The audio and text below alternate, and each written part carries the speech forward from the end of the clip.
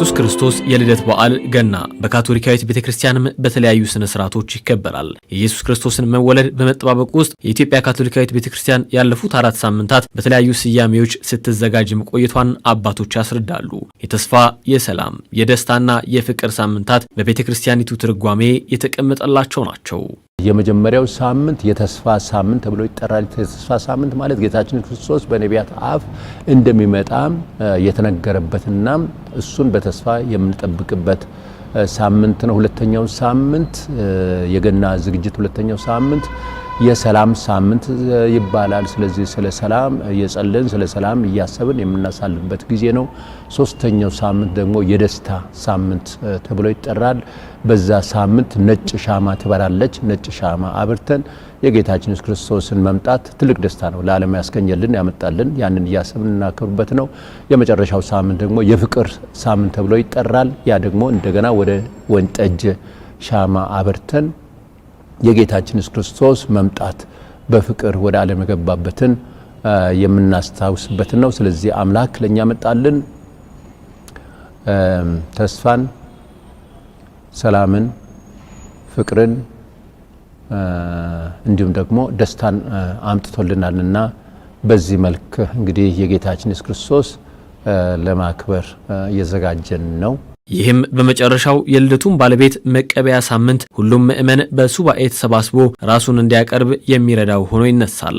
ትልቁ ዝግጅት ወይም ለጌታችን ኢየሱስ ክርስቶስ መምጣት በጸሎት በሱባኤ የምንዘጋጅበት ነው። የመጀመሪያው ደግሞ ረዘም ያለ ጊዜ ለጌታችን ኢየሱስ ክርስቶስ ከብሉይ ኪዳን የነቢያትን መጽሐፍ ያነበብን ቃል እግዚአብሔርን እየሰማን የምንዘጋጅበት ጊዜ ነው። ሁለተኛው ግን ስለ ጌታችን ኢየሱስ ክርስቶስ የልደት ታሪክ የምናገሩ ታሪኮችን በቅዳሴ ጊዜ በቃል እግዚአብሔር እየሰማን የምንዘጋጅበት ጊዜ ነው። በክርስቶስ መወለድ የተሰጠው የተስፋ ቃል እውን መሆኑ ለበዓሉ አባይትነት ትልቁን ድርሻ ይወስዳል።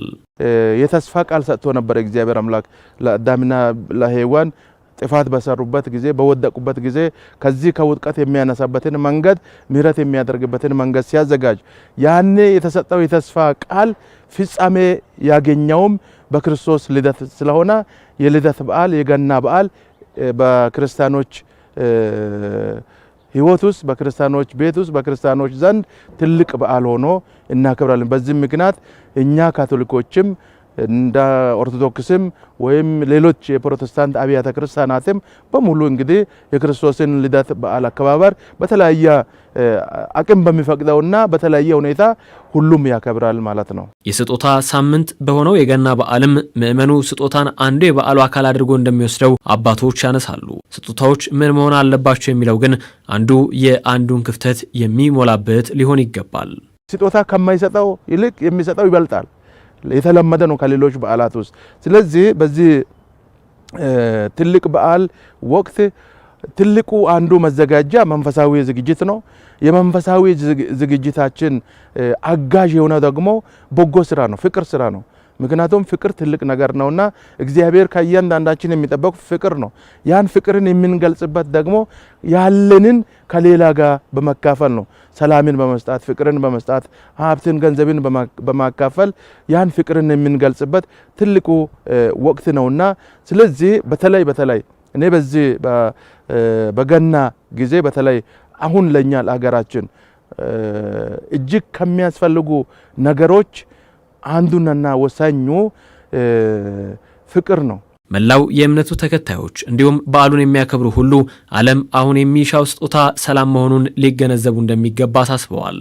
መላእክት ጌታችን ኢየሱስ ክርስቶስ በተወለደ ጊዜ የዘመሩልን የሰላም መዝሙር ነው።